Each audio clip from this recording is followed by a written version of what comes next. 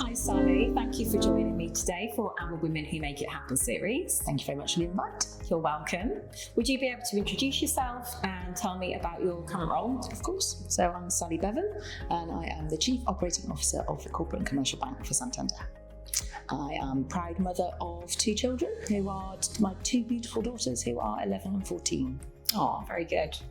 And talk us through your career in a bit more detail as to how you got to where you are today. Of course. So I graduated with a business economics degree and then went into accountancy. So I went all the way through my chartered accountancy, my chartered tax accountancy exams, and I became partner in a couple of firms and finished that career as a corporate finance partner doing M&A work as well as transactional services at the global financial crisis. So I was made redundant from that career. So never particularly in my career plan to be made redundant, and that was the trigger for me to join Santander back in 2009. And it's been pretty much a whirlwind ever since. So I very much took a backward step.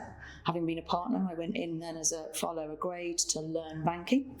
It wasn't particularly different, very much still the financial side of business. But I did go in relatively junior as a relationship director, earned my stripes as a banker, then moved into management and leading various teams in different sectors, different geographies. And then in 2021, I took a role that took me away from the client facing into a risk and controls role. And then since that point, I've been very much in the operations side of the business, which has led me to the role I do today, which is responsible for everything from data and digital, all the transformation and change, as well as all the operations. So it's an amazing, amazing role. I'm very lucky. Very good. Well, congratulations. Thank you. How did you navigate those role changes then? Because moving into risk and controls and then part of the data and transformation, what kind of led you to do that and what almost engaged you? Yeah, I think, and it's one of those things, when I was an accountant, I had a very clear plan. I knew where I was trying to get to. But when I moved into banking, it wasn't so obvious as to where my career would go, and it's been very squiggly. I know that's a popular phrase now, but it has been a very squiggly career. And so what was it? I think opportunities, if I'm honest, rather than me saying, well, I must do this role next and that. Rather than prescriptives. Yeah, very much as opportunities presented themselves, I was asked if I would consider the roles, and typically I will always do what I won't regret, and so therefore give it my best shot and set yourself up to succeed as much as possible within those roles. Do as much research as you can before doing it and making sure that you think it will play to your strengths. But it's been, it's been interesting. I've learned lots about myself on that squiggly career, things that I love, things that I like less, in truth, in roles. So Can you delve into those things a little bit more? Obviously we cover this as part of the series, but what have you learned about yourself that you'd say are maybe keys to your success? Yeah, is it stuff I would learn about myself, or is it let me answer that. Maybe. Yeah, I think what I've tended to find is if I am energised in the role, then I excel. And so working out what it is that energises me, rather than necessarily things that I'm good at. Because you can be good at something and it can drain you, or you can be good at something and it literally energises you. And I think I've been very fortunate that there's been consciousness around some of those roles and things that have energised me. Making a difference typically is the thing that energises me. So I think that's a really interesting point that you make. We haven't heard much about that in the series so far, about energising and interesting you and where the passion lies, as opposed to just sticking to your strengths almost in your comfort zone. So you've mentioned that opportunities were kind of presented, or you were asked about them. Yeah, asked to consider. Yes. These are roles, would you be interested? Yeah. So I think there's always having so I think one of my mentalities is I always want to be the best I can be. Yeah. It's one of the things which has always resonated in my life from my parents, actually. So just be the best you can be, whatever that is, however good that is, just the best you can be. So it's very personal. And I think therefore I am driven. I'm a naturally driven individual. And so therefore in roles, people would say, okay, well, what next? What would you like to consider? And I've always had very good sponsors around the businesses that I've worked in that have considered and supported me in that career plan and career growth. So, yeah. Very good. Touching on that, sponsors in the business, has that lent itself in the term of mentors as well, or has it been advocates for you in Santander, as it might be? Yeah, so I've had very good line manager bosses that have been supporting me and sponsors. I've typically had mentors and external coaches as well during my career. So yeah, a combination of all of the above, I think, in truth. What was it about the mentors then, Sally, and the coaches that maybe helped guide you and shape where your career is today, or take the opportunities that were maybe asked of you to consider? Yeah, so let's take mentors first. So tended to have mentors outside of the business. Yeah. People that I've personally respected. That's massive for me. It has to be a level of personal respect. So I've asked people to be my mentor, just take challenges to them, ask them questions, just run stuff past them as and when, have relatively regular catch-ups, because you never know. You don't know what you don't know, so you might not necessarily even have a question to ask them until you start the conversation. So yeah, that regularity of contact I think has been really useful.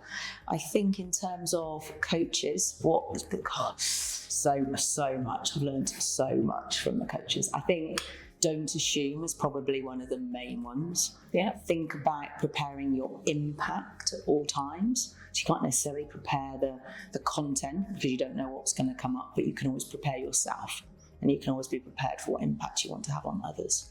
So yeah, just a couple of things. I could go on and on and on because they've been fantastic to me and to my career. I think they're really good points to make, and hopefully a lot of people can relate to that. But I usually come on to the words of advice and wisdom. I've got loads of those too. They're pretty powerful as well. So I do want to circle back as well. You've mentioned around the mentors and the coaches and helping you. You've had a lot of good advice from those. With you being a leader in Santander, in the role that you are, very senior, how did you kind of navigate that in your career? If we go into the detail a little bit more. So what inspired you to become a leader, or what interested you to become a leader? Okay, interesting. So I think these things typically happen almost by chance, and it comes back to that consciousness.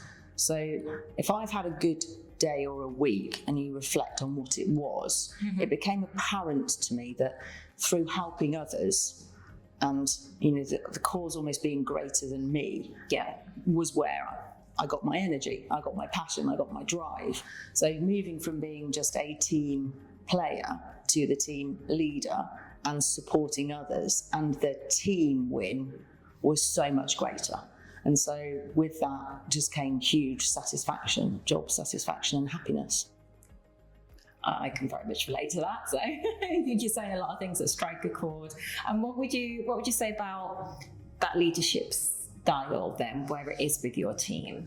Yeah, there's no one style. I think, and I'm sure everybody does this, but I think there's a tailoring to your style dependent on the team, the experience of the team, but also the circumstances that you're in there and then. So is it something you just need to make a decision, or have you got the luxury of being consultative? But you've probably got some inherent styles. So my inherent leadership styles, I would say, probably coaching. So I do always, I love coaching others. I love seeking my own feedback, giving, receiving feedback, really, really quite important to me at all times. That's something I learned from one of my coaches.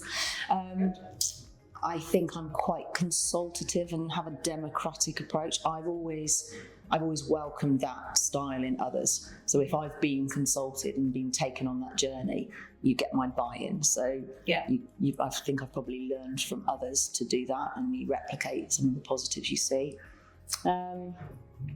Lead by example, but again, I suspect most people would say that. What else? Authenticity, massive to me. Have to be your authentic self. Yeah, they will probably be my styles, but I think I come back to it's no one style. It's tailored for the circumstance. Yeah, I definitely agree.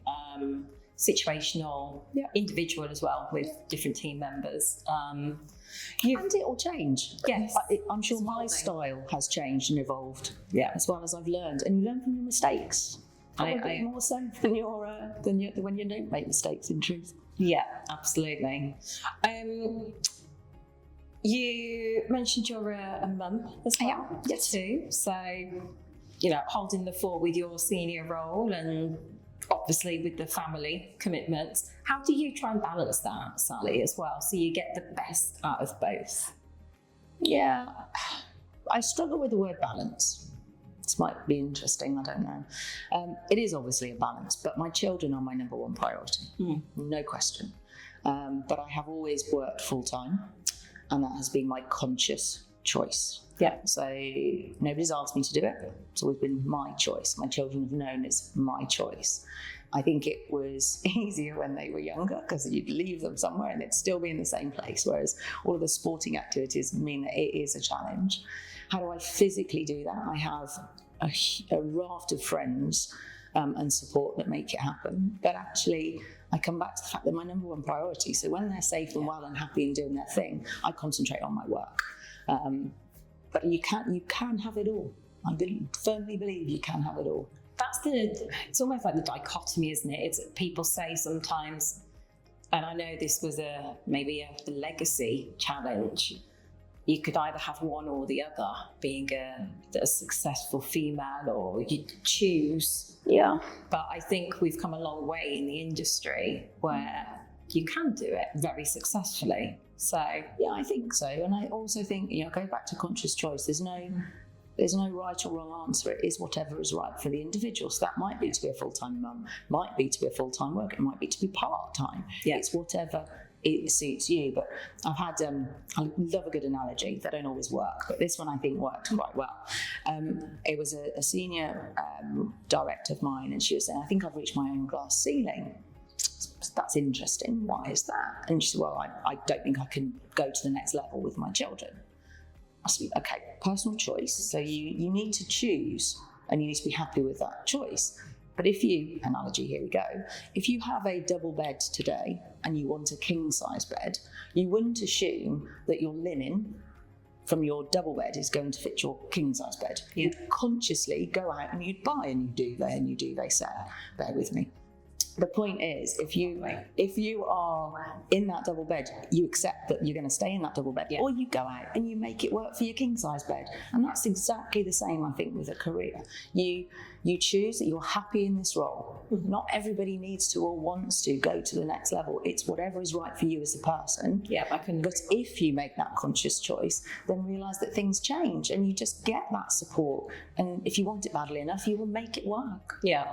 And I couldn't agree more with you. I think doing what makes you happy in whatever guise that looks like, whether you have a career and family or not family. But yeah, personal choice. And we always say, do what makes you happy. Yeah. If something doesn't make you happy, or it's making your life more difficult, you have a choice to change that. 100%. Okay. Really interesting. You've come up with some very interesting things already. I need to make a mental note of these, Sally. I'm interested in just learning your opinion, obviously, on this almost like challenge that was presented to females back in the day. I say back in the day, I've been doing this for nearly 19 years. There was sometimes a challenge of senior females and diversity and inclusion policies and things, but how have you seen the industry shift or change, or what does Santander do really well in that regard? Yeah, okay. So it has changed dramatically. I mean, I was thinking on the way here, how long have I been in work? And it's nearly 30 years, which is frightening. So when I first started, I wasn't allowed to wear a trouser suit. It had to be a skirt suit. Now, that was not intended to be sexist. It was just old school. But that was the start. DE and I were not, obviously they were was an acronym that didn't even exist back in the day. So there's been a lot of conscious effort to try and improve it, no question. In terms of what does Santander do well, I think we have it's a consciousness that we are trying to ensure that women are encouraged, and that it's not just women, genuinely the diversity around the tables. We are involved with the Women in Finance Charter. We advocate and have a Women in Business internally. So there's lots and lots of good networks where people can network in its simplest sense, but also ask those questions, and we support people with sort of that career aspiration, the career journey, and the coaching around all of that. But I also think simple things, and it's not as easy as it sounds, but making sure that you've got that balanced shortlist coming into roles. You probably have to, and I said earlier about how I was encouraged. Sometimes you have to go and ask, I think, just put it on people's radars that they would be considered for the roles. And sometimes it's as simple as that. But we are very much committed to this space, and we do a lot of very good things. That's really pleasing to hear. It's one of the reasons why this series exists. It's the platform. It's very purpose-led to do exactly that. Encourage younger females to listen and take note and see the likes of yourself in very senior roles and think, I can do this, or, take some advice on board. Coming to advice, what would be your words of wisdom, pieces of advice to younger talent, not necessarily females, because we're looking at the whole wider DE&I piece, but what would your words of advice be? Don't restrict yourself, don't limit yourself. Do what you won't regret is one of my life mottos. So if you're ever presented with a choice, do you or don't you take a role, you're unlikely to ever regret taking the role, even if you don't succeed at it, because you will learn so much. So I would say throw yourself into it, be open-minded, be curious, and just, go for it. I think a new motto of mine. Why not? Very good. Thank you, Sally. Some excellent words of advice and words of wisdom. I'm sure a lot of people will relate and take that on board. So thank you for joining. Thank you very much.